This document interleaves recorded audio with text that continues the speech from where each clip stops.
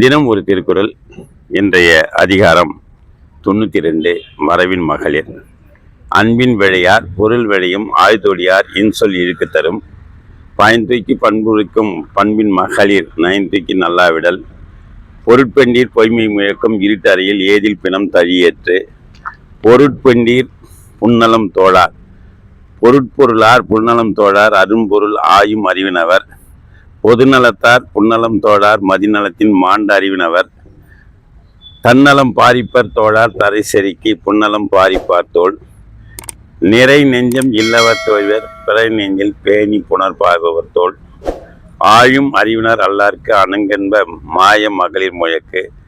வரைவிலா மான் இழையார் மென்தோல் புறையிலா பூரியர்கள் ஆழும் மலரு. இருமண பெண்டீரும் கல்லும் கவரும் திரிநீக்கப்பட்டார் தொடர்பு. நன்றி, வணக்கம், வாழ்த்துக்கள்.